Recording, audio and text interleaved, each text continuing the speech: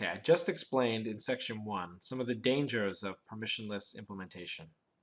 So now I'm going to try to describe what I perceive are the benefits of permissionless implementation, which in my view are almost non-existent. So what am I talking about here? Well, we just described some costs, unreliable environment in general. See the previous section, instability. What are the benefits? Well, I suppose one benefit is, right, that you're immune to the censorship from minors, right? That's kind of a tautology since that's what I deliberately assumed, but that I guess is a benefit.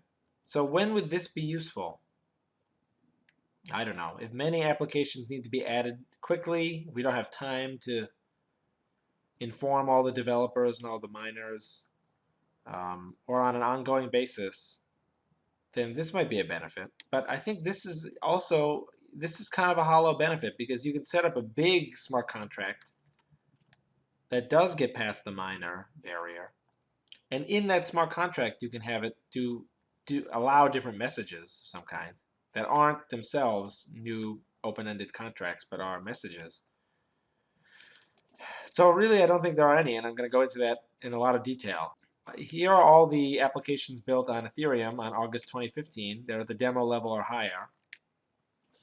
This was provided by the Ethereum team. I've crossed out all the ones in black, which are intermediate. So like Ethereum resources. That doesn't count. That's cheating. DApp catalog. Blockchain Explorer. These don't count. Because what is Bitcoin D if not a blockchain explorer of a kind? So these are intermediate goods that are only useful for Ethereum. They're not useful for any final good. And then the red line is something that Bitcoin can already do. The green line are the Oracle markets, which are flawed, as I've previously explained, and unsustainable. And the blue are this category called a casino. I previously speculated a long time ago that Ethereum would only be useful as a public casino. And that is proven more correct every day. These four are the stragglers. They're all kind of like really weirdo, badly defined projects that don't really make any sense. I've looked into them all, and they're very vague and kind of, I doubt that they actually made it to the demo level as they claimed. So, okay, now that was in August 2015. There's a website called dapps.ethercast.com where you can look at all of these, and I've sorted them by how finished they are. And here are all the live ones, right? So what could be a better test of this theory? And if you apply the same filter, you notice that they're almost all, again, intermediate. Browser-based Solidity contract compiler and runtime. You see, this doesn't count. You can't have an Ethereum contract that is only useful for Ethereum contracts. It doesn't mean anything. These red ones are something you can already do in Bitcoin, Ethereum-based notary service. And the green ones are Oracle, as before. And the blue ones are a casino. So like a satirical Ponzi game. I mean, you can't make this stuff up. A satirical Ponzi game with ranking to minimize risk. Ethereum jackpot. If 1 million people play with $1, we can make someone a millionaire. So you see, these are like casino kind of shenanigans, which is fine. I mean, a public casino is great, but call it for what it is. The Bitcoin casino. Don't call it Ethereum. So if you're astute, you've noticed that there are actually two that remain unscathed. And both of these are actually kind of a Namecoin product, believe it or not. So I think that's interesting, that there's kind of a niche for Namecoin, maybe a Namecoin sidechain.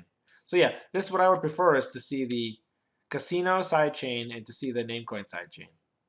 I don't understand why we need to have an open-ended system given the profound costs and other general kind of unreliability of doing that. As I said in my introduction, I'm going to claim that Ethereum misunderstands the trust problem of Bitcoin, and that in some sense Ethereum and Bitcoin are opposites of each other. I'll get to that opposites part later, but first I'm just going to say that you can pause this and review this slide at your leisure, but I'm just going to say there's a big difference between organizations that accept value and organizations that store value. So here we have like a restaurant, a gas station, a hotel, and here we have a bank or a brokerage firm or the government or something. And in general, all I'm saying is there are big differences between these types of organizations and these over here. And in these, you have a lot more of a desire for flexibility and a higher tolerance for failure and a lower likelihood of failure. But over here in the stores value section, you have a huge need for stability. Losses are catastrophic. So throughout the entire contract process, from it when it's created, I will pay you money if you bring me, chicken parmesan. But you don't know, like, it's not clearly defined, like, how much chicken will there be or how much, parmesan will there be? How will it taste to you? You don't know. There's tons of flexibility on this. It's a very investigative component to ordering in a restaurant. You might have a good time, but you might have a terrible time. But it doesn't really matter, right? If things go really badly, if the restaurant just disappears with your money, the food takes too long, there will be another restaurant, and it's not a huge deal. Someone will open another restaurant. But if a bank just goes away with your life savings, that's catastrophic. Long and short of it is that blockchains really are in this column, and they're really in this category. They're sort of a bearer asset. If you could steal from a bank or you could steal from a restaurant, you'd want to steal from a bank because it's got all of society's liquid assets are there. But in this column, you can steal stuff like silverware or ingredients or tables or something. It's specialized, so it's no longer liquid. It's no longer marketable stuff that you're stealing. So you're just more likely to want to steal from a bank. I mean, bank obviously has better security, but all things the same. You want to knock over the bearer assets. You want to steal someone's gold, or you want to steal their cash. That's the deal. That's where all the money is, so to speak. Why do I have this thing here about personal relationships and brands? These items, relationships and brands, they work really well over here. You can go to McDonald's and you know what you'll get. You can go to a really nice restaurant. You can go, you can use Uber. You can call customer service. You can be running a restaurant and you can think that you've planned out every detail. And then someone comes up in a wheelchair or something and you're like, oh, I forgot about that.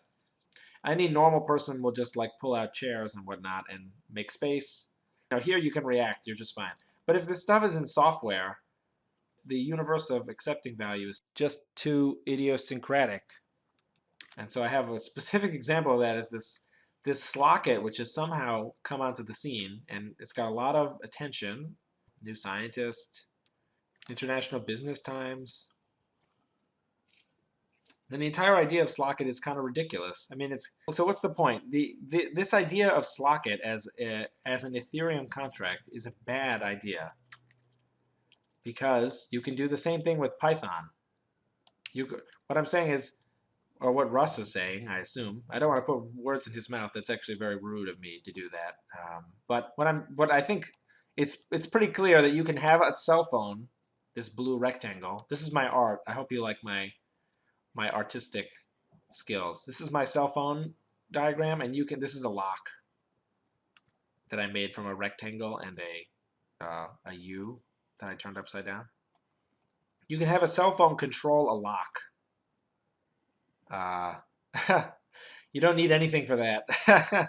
You just need like a Raspberry Pi or whatever. I mean, this guy doesn't like Mr.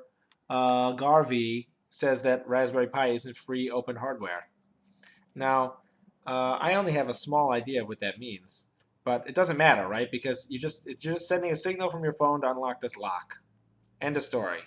So you don't need, no part of this requires a blockchain at all. Moreover, newsflash, you can use a cell phone to communicate with other human beings using something called the internet, not necessarily using Ethereum. And you can use Bitcoin to pay people cell phone to cell phone. So I mean, what am I complaining about here? The whole point of this, or so I thought, was that you had many different pieces which were redundant. Fully redundant pieces. These were peers on an open network, peer-to-peer electronic currency. They're peers, so they're perfect copies of each other. So there's no need for identity. There's no definition of identity if they're all peers, right? An identity is something that's unique to you. So the whole point of a blockchain, or so I thought, was that you had this redundancy of peers, and you had them distributed geographically so that they'd be in different regulatory environments, and they'd be resistant to censorship because it would only be possible to censor some of them at once, then they would come back. So this would facilitate censorship resistance and regulatory arbitrage, right? That's supposed to be the whole point. But what's the point of this lock? Each lock is on a different thing. The locks are not peers. Someone's lock is on a Mercedes or whatever, and someone's lock is on a Honda, and someone's lock is on a posh Manhattan apartment, and someone's lock is on a stupid Brooklyn apartment or whatever. So once the location's revealed, you kind of lost the entirety of the redundancy. It's not redundant anymore. And on top of that, we have this question of how do you know that the people won't just steal the Mercedes, right? How do you know that they won't just steal everything in the apartment? You need to know something about these people. You need to know their identity or their reputation. And if they steal something, you're going to call up the police and you're going to say, this person was in X location at Y time. They stole my stuff. They violated my contract. So you will be going to the traditional infrastructure for getting your contracts facilitated. They will not be smart contracts. So this entire thing is just like, it's unbelievable that, I mean, I just don't understand. All this does, putting it on a blockchain, is increase the likelihood of software bugs, connectivity problems, and like network attacks and weird smart contract stuff. So I don't understand this idea. Maybe it's me. I really don't think it is though. But this is just an example, I think, of where I think the misunderstanding is really shining through. So now I have to take a moment to explain. I mean, Ethereum has had a lot of interest, and in particular, its market capitalization has gone up, and that doesn't mean nothing. That means something, and we have to explain it, I think. Now, one explanation is that, and this is like a Beanie Baby kind of .com thing, and some evidence for that is that the retail transactions are very low. No one like uses Ethereum for something. It's all kind of experimental or research related. The mining is lower, the market cap is lower. A lot of the smartest people in Bitcoin did not leave and go to Ethereum, which is what you would expect if it were actually interesting. So we have that. A big thing that is commonly pointed out is that Bitcoin has an association with the illicit, with the evil transactions. So I'm going to explain in one image why Bitcoin is valuable. And it has to do with the network effects of money. Bitcoin can be used in both the, quote, dark market as well as the light market. That's the secret. So that was short, right? It was pretty easy. Cash can only be used in the dark market, but you can't use it online. Legacy e-payment stuff, credit cards, I mean, you can use that to buy stuff online, but you can't use it to donate to Edward Snowden or buy heroin on the internet. If you or any of your trading partners just want the option of doing that, you need to be concerned that this thing will take off and become a significant slice of the online marketplace. Yeah, and the other thing is that Bitcoin can do things. It has its own escrow system. So it's programmable money. It's a cool thing. But I can honestly say, with God as my witness, I have never used Bitcoin to purchase anything illegal online. But when I read the article about Silk Road, I understood where the wind was blowing on this concept here. And so that's the idea. But people are afraid to associate with it because it is associated with dark markets. But I think that's just something that I and a lot of people I know have observed as being a driver of interest in Ethereum. So this is an explanation. If Ethereum were a bad idea, but it sounded better, a manager will go for a worse idea if it has less personal risk to his career. So that's very commonly observed, and there's an entire research literature on agency costs, which anyone can look up, where the agent, the CEO, he doesn't really benefit if the corporation picks a good idea. He's sort of more looking out for himself and his promotion or his bonus. And so it's actually within our realm of experience that they would select a bad idea over a good idea if it sounded better. So this is a solid number 2. I'm not going to go into this number 3. You can read about it if you want. There is a small but existing research literature in the field of psychology about the level upon which people think about things. Long story short, people talk in a very abstract way. They say one day I'll write a book, or one day I'll travel the world, but when it comes to action, they become much more practical. The reason I bring it up is that I've just kind of seen this construal level theory throughout the Silicon Valley culture and throughout the software development experience and the vaporware conclusion of a lot of things, where people say, we'll build this thing and it will be perfect and everyone will love it. And then when they actually get down to it, suddenly the story changes completely. There will be a big fourth reason for what the misunderstanding that I think is going on, but we'll get to it in section 3. So to conclude this section, what are we throwing away if we lose permissionless implementation? I got to tell you, I don't see anything. I mean, maybe it's me. I really don't know. Leave a comment if you can figure out something that we actually need Ethereum for, that we can't already do with the internet or with Bitcoin. Again, it's not like a bank where it goes bankrupt and it's world-changing chaos for you. If local Bitcoins closes, there will be another local Bitcoins. It's already decentralized because the economy is decentralized, newsflash.